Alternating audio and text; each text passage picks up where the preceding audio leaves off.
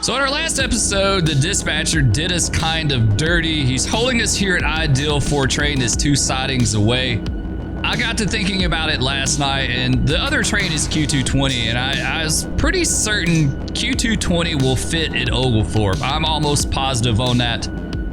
So the great thing about Run 8 is that you can basically fire Otto and fix the issue, whatever it may be. You know, if you think you can do it a little bit better, then absolutely you can do that. So that is what we're going to do. We've loaded the game back up.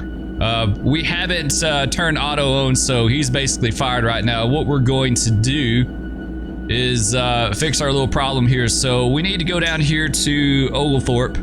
Let's zoom in on it here by hitting tab. And you see Q220 is just now between the switches at dueling, so we're going to knock this signal down. And it's going to run time, of course, and we're going to give ourselves a signal out of Ideal. And that should be good to go now. It's still running time, so we got to give it a second here. We're going to throw this switch, line him into the siding at Oglethorpe, give him the light. All right, there we go. And now he's lined in, so we should be set. So we fired Otto for the moment, and we're going to do this manually for a bit. So hopefully this will work out.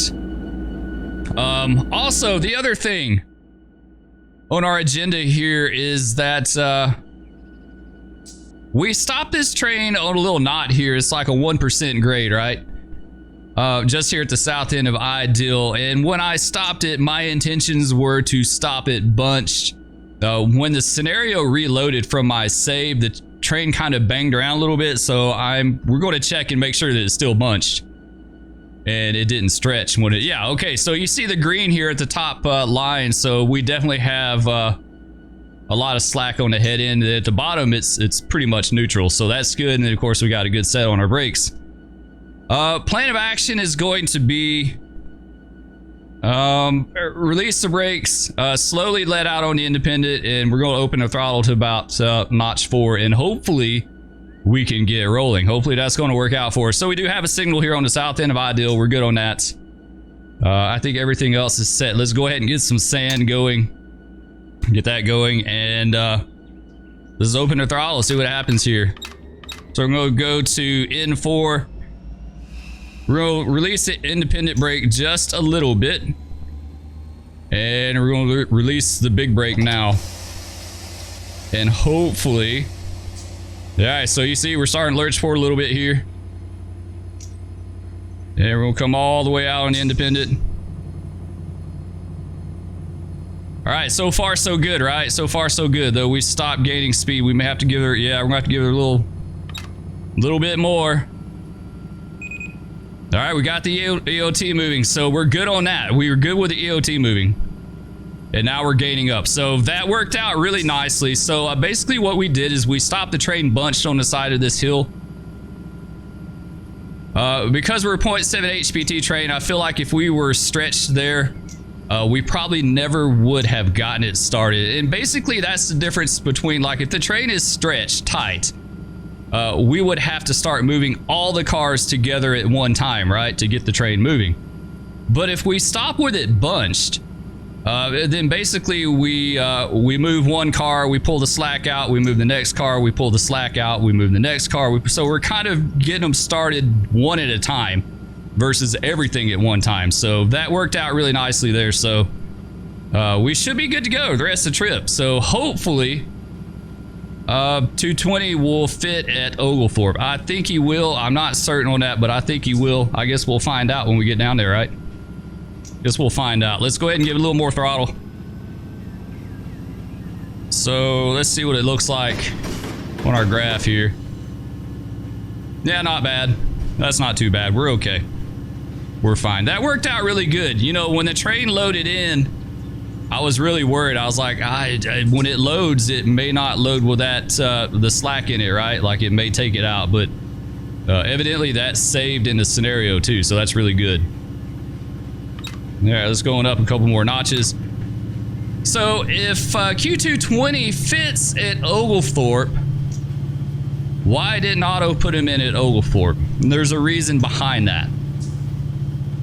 Basically, the AI dispatching for the Fitzgerald sub, for some reason, and I don't know the technicalities of it, but the AI dispatching does not like that short siding. It gives it fits for whatever reason. So basically, the AI dispatcher disregards that short siding. It's like not even an option to him to use that. So that's why the AI dispatcher decided to hold us at Ideal versus taking us to Oglethorpe to meet this other train. So it's purely, it's something about the AI dispatching doesn't like that siding. So, all right, so let's continue south and we'll see how our meet works out, right?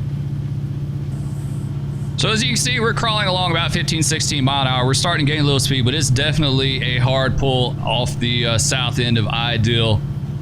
So leaving out Bunched, I think really kind of helped us out a little bit. I think we did ourselves a favor. And the tricky part about leaving Bunched like that is you have to start pulling on it while your brakes are releasing. If you knock the brakes off and let them release and then come out on the throttle, what's going to happen is the back end of your train is going to go this way downhill and you're going to go forward and we're going to have a pull apart. I actually, like, the second knuckle that I ever had to replace was exactly because of that. The engineer was kind of new and they released the brakes and then waited a little bit and opened up the throttle, so the bottom of the train rolled out, the front end went the other direction, and we got a pull apart. We got a knuckle. So that's the tricky part of it. But if you start pulling and then release your brakes and just gradually pull that slack out, you should be okay. All right, there we go. Got to clear by Chip Mill.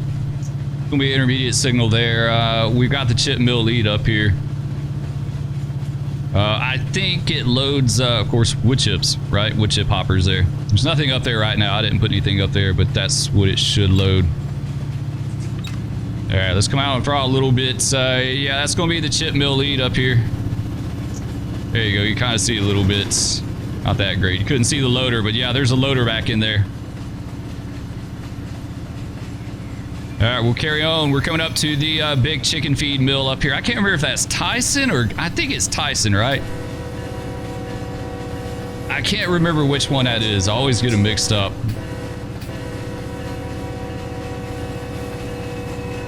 All right, track speed's 50, so we're good on that.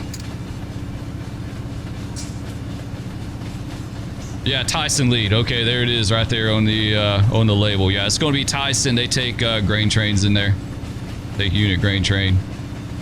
That's the great thing about the Fitz. It's very diverse as far as operations. There's a lot of different things you can do on this route. It's a challenge to run. It's a lot of up and downs. It's not one of those deals where you just kind of set the throttle and let it do its thing. So you can see we're getting ready to climb over this little knot right here, and then it's going to go right back down again. That's pretty nice feed mill there. It's not exactly like the real thing, but it's a nice representation.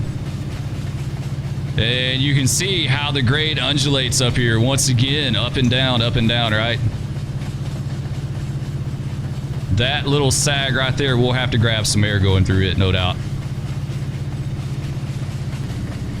Of course, studying a profile, the grade profile definitely helps. There's some that are available for the route. I don't generally run with a profile though. Like I try not to sweat the small stuff too much. Like you need to know the big things, the big areas, the big grades and dips and stuff like that. But I feel like if you constantly like running and looking at a profile or whatever, that you kind of overanalyze it a little bit and it overcomplicates it. So just kind of memorize the big stuff and the other stuff will kind of fall in, you know. Yeah, I got 45 and 0.9 miles. It should be pretty level through here. I think it is. It may go up and down a little bit, but it's nothing major.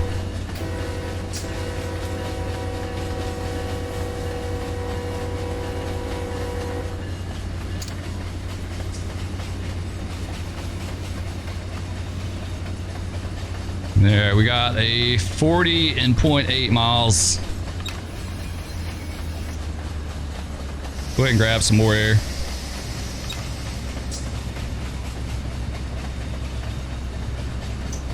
Yeah, 40 and 0.7. 45, we only need to lose a few mile an hour. And so What it looks like is we're going to have an approach on the north end of Oglethorpe. That is correct. So we do approach north end of Oglethorpe.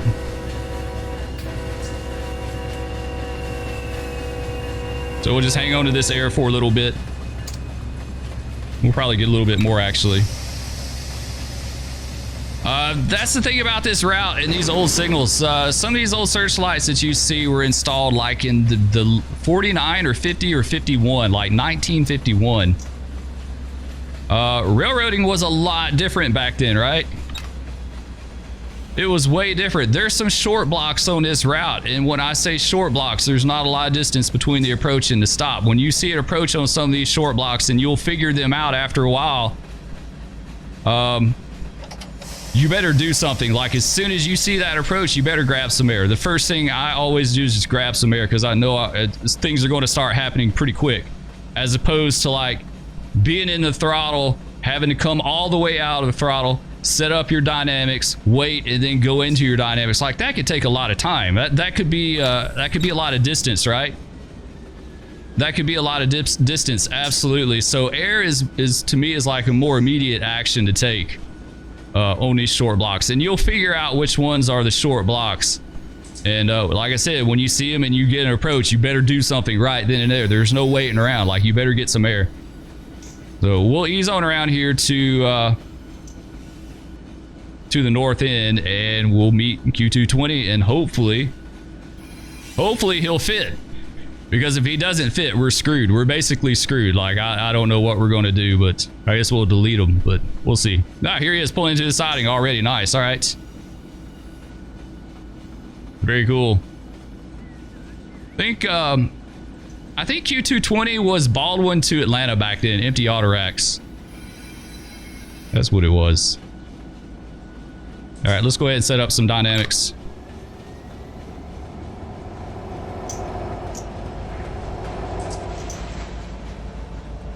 Kind of ease it to a stop here. Kind of sucks because I can't quite tell where the signal is at.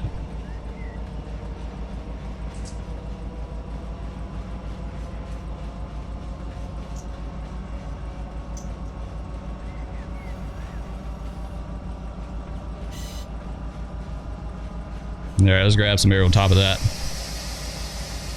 Of course, dynamics going to automatically bail it off.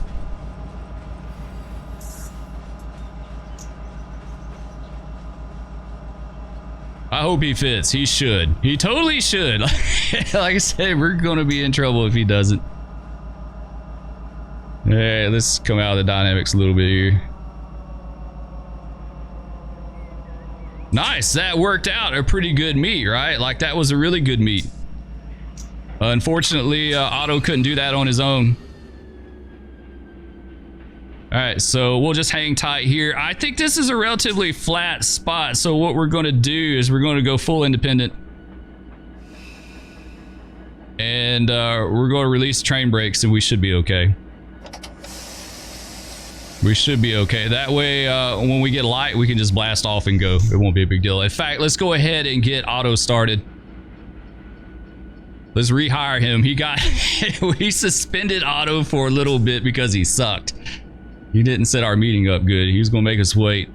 You know, waiting on a train for 2 sidings away, that isn't like that big of a deal. That you know, that happens a lot. But in like terms of our trip, we were having a really good trip, and that kind of hurt us. But all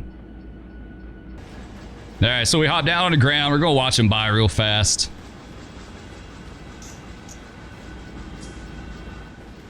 You know, I'm kind of curious to see how well if we cleared. Oh, it was close. It was so close, like 4 or 5 cars. Let's see, 1, 2, 3, 4, 5. Yeah, about 5, maybe 6. We would have cleared it. So we almost fit there. We almost fit. Not quite, though. On the other side here. There we go. I was kind of hoping we could just give him a light and just run him like right out the other end, but it's not going to happen. All right, there he is. There's his bottom clearing up right now, so we should be good to go in just a second here.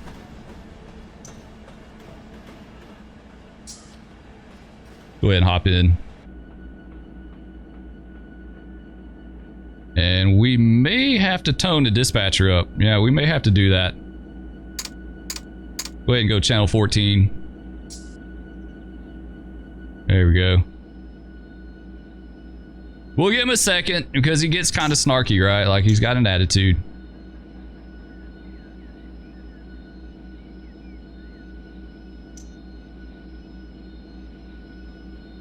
Sounds like he's stopping.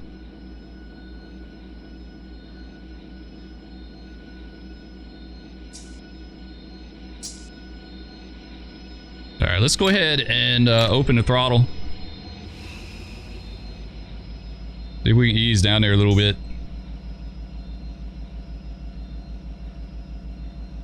There we go. See if we have a light. We may not. Like I said, we may have to tone them up. It looks like, yeah, we don't have a light. So we're going to have to tone them up real fast. Star 5. DTMF. See what he says.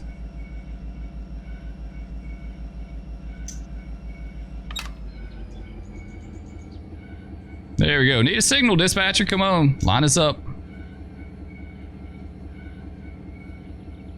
What does he say? 10-4. He's nice today. Proceed. Signal indication. Nice. And we do have a clear south end of Oglethorpe, so we're good to go.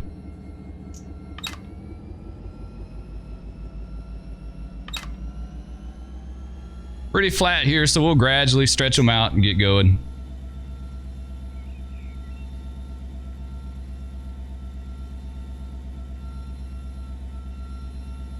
So if he's got his marker hanging. Yes, he does. 220 looks good. Marker's hanging.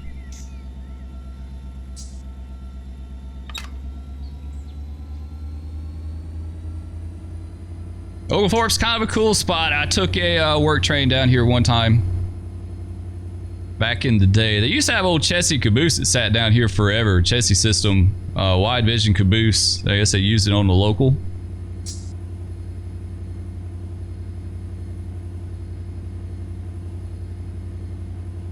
And another cool thing about Oglethorpe, and this is absolutely true to life, this setup right here with the signal has got the double-headed signal with the dial arm. Like on most sidings, this signal that would be protecting the main, it would only have a single head, right? And it would have the dial arm, but they were always really tall signals. Like it's a really tall signal, right? That's because all those signals originally had double heads. The bottom head was just a placeholder for red, and that on the ACL days, I think that basically signified a positive signal or an absolute that you had to stop at. Like you couldn't go by like a permissive or intermediate or something like that. So that's kind of cool. One of the few that, like, the only one I've ever seen. I think there may have been one up at Union City as well too. But at some point, either the Seaboard Coast, I guess it was the Seaboard Coastline, took those bottom heads off. They felt like they didn't need them. They're kind of redundant. All right, we're good. Over the NS there. I think what does that go to Americus, I think?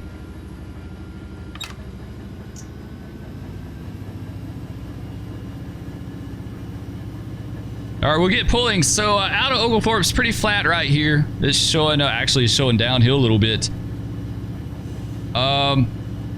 It's downhill, then I think you have a little rise, and then you cross the river, the Flint River, and then you go across into Montezuma, and then you have a big climb up to field. So that's what we have to contend with at this point. All right, you see the marker up there for Montezuma, Georgia. It's kind of cool. Back in the day, the main line used to go right down the middle of town, in the middle of a street, like they had street running in Montezuma. Till they had at least one, maybe two derailments there that kind of tore up the town a little bit, and so they realigned the track around it. I think they did the realignment when CSX was formed, like not long after that, in the mid-'80s. So now we're going to scooter or kind of skirt around Montezuma a little bit, but back in the day it would have gone right through the middle. Yeah, that 30 really kind of it hurts your run for the grade here. Doesn't do you any favors. Another place that reminds me a lot of this And run 8 is going to be climbing into Satsuma on the A-line at Buffalo Bluff. Like, that's a really steep grade down there. I think that's a little over a 1% grade. I want to say it's a ruling grade on the A-line, like on that entire route. But what hurts you on that grade is the fact that you got the 25-mile-an-hour speed limit over Buffalo Bluff Bridge, so you really don't ever get a good run for that grade.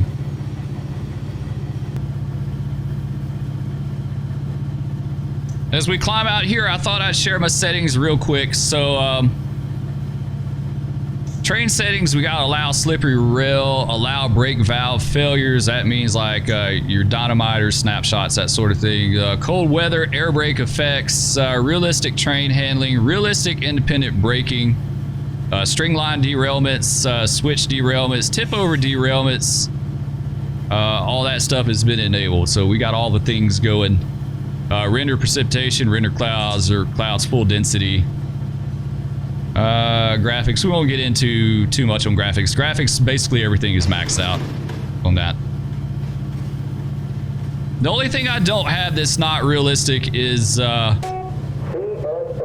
alerter. Let's see, where's it at? It's on here somewhere.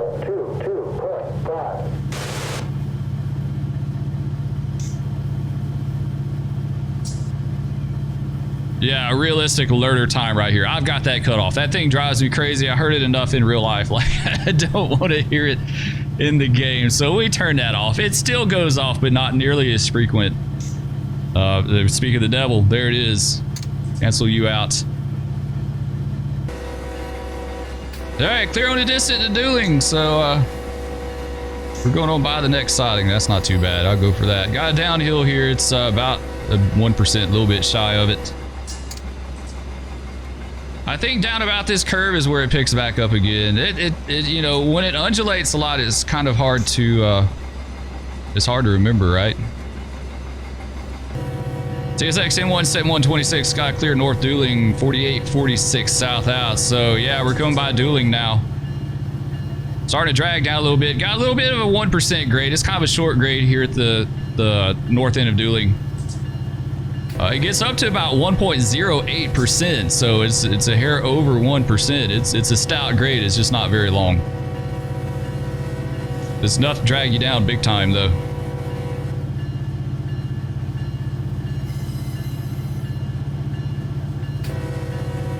North Dueling is definitely a place where you do not want to stop on this train. You don't want to stop there. You know, it's those situations where, like, if you think you're going to have to stop in a bad spot, hold back somewhere. You know, hold back at a better location. And we used to do that. In real life, we would hold back somewhere and we'd tell the dispatcher, let us know when we can ease on down there. You know, of course, the dispatcher can't tell you what kind of signal indication you've got. Even though he sees a clear on his board doesn't mean the signal location is actually going to reflect that. So he can't say, yeah, you've got a clear down there, come on. He can just tell you, go on and start easing down there looking out, right? That's a good grade here at dueling. I forgot how steep this was. Let's get some sand.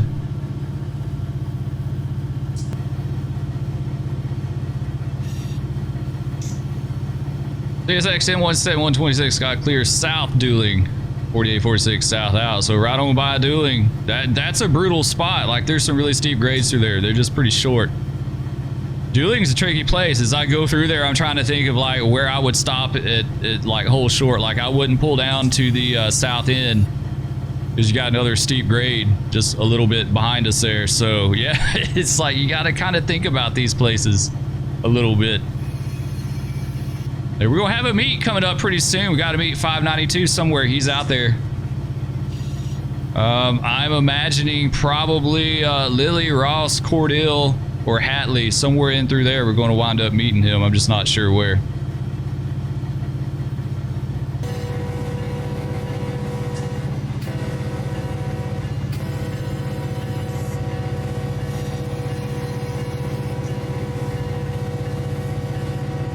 Alright, we got to clear on the distant to Lily's, so we're going by Lily, and I want you guys to check this out really quick. This is pretty cool. I was looking at this just a second ago. If you look at our graph, the top bar is the draw head stress, right? Like how much strain you got on the couplers. Bottom bar is going to be your brakes. Brakes are released. That's why it's white. But we got one car that's orange, and that means we have stuck brakes. We've got a car back there that has stuck brakes. So, what we can do for that is get a heavy set, right? We can draw the air down, and hopefully that will release the brake. We're going to try it and see. We'll go down to about 78. It's going to hurt us on our climb here, but we'll see what we can do. Yeah, it's not a great spot to do that because we're already kind of struggling a little bit. Let's go a little deeper here. Hopefully this will work. Now, you know, in real life, we wouldn't have any clue that that was back there, right? All right, let's release it. We wouldn't have any clue that was back there, but or unless someone told us that, hey, you know, you got stuck brakes. Like if we went by some maintenance away or something like that, they'd be like, hey, you got stuck brakes back there.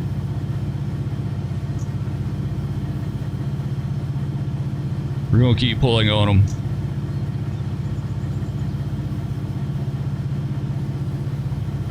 Looks like they're coming off, right? Yep, they are. Look at that. Nice, nice. So they worked.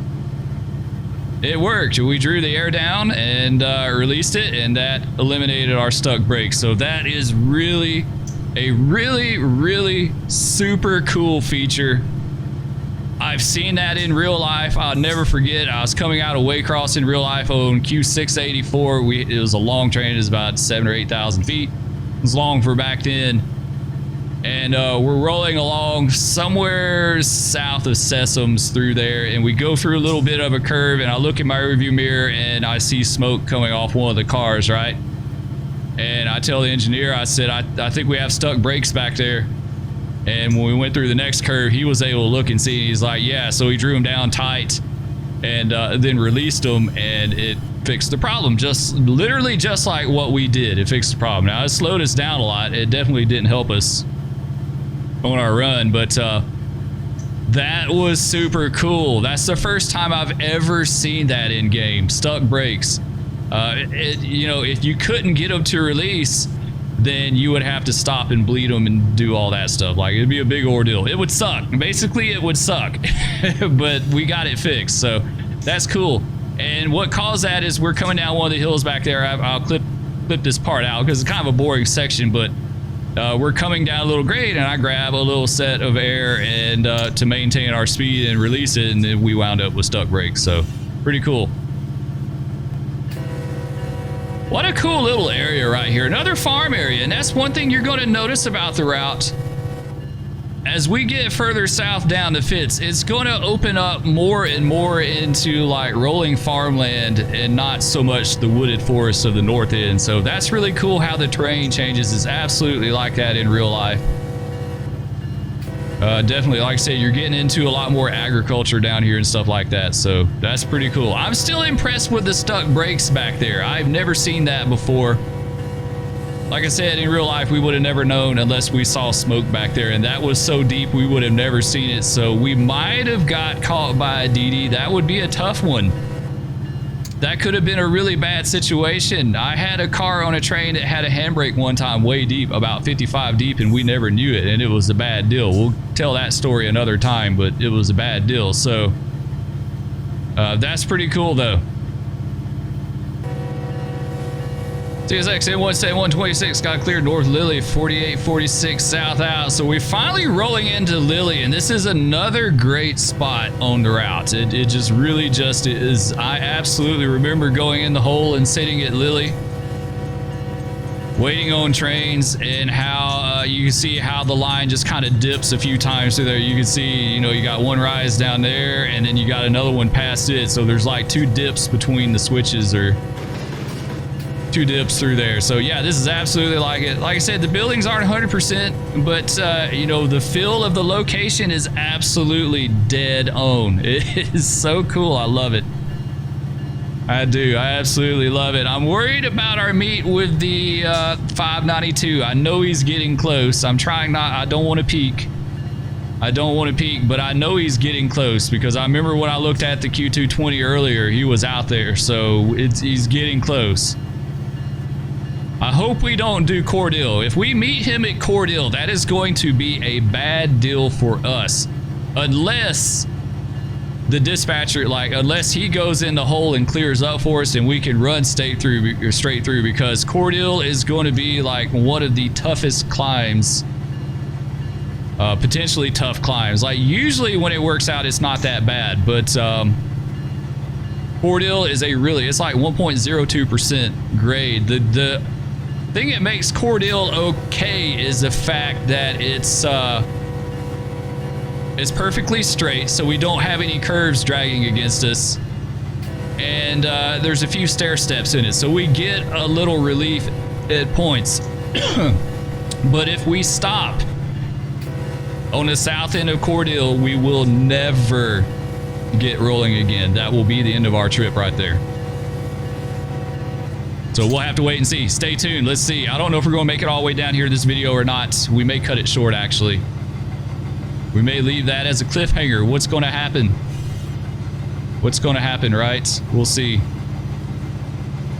What's our speed? Our speed, okay, yeah, 50. We're 50-mile-an-hour train. That's fine. All right, CSX N17126 got clear south Lily, 4846 south out. I don't know why I'm blowing the horn. I don't know why I'm blowing the horn. I just thought I would do it.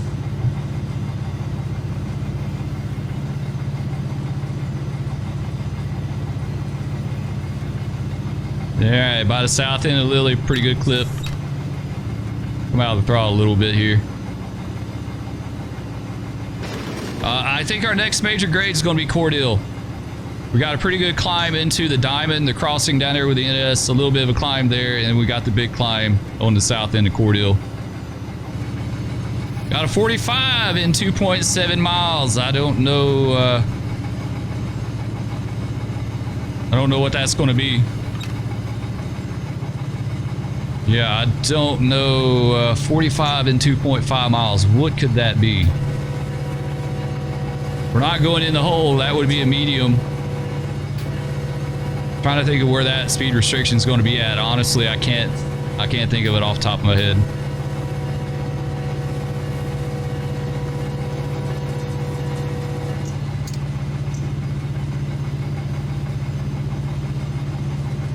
Oh, beautiful area though. Nice countryside. Anyway, guys, I think we're going to go ahead and end it right here. We'll pick up with the next episode and see where our meet is going to wind up. I think it's going to be Cordele, and we're going to have to make some decisions on how we're going to approach that with a 0.7 HPT train. Anyway, that's going to do it, guys. Love all of you. Thank you so much for watching, and we'll catch you on the rails next time. Peace.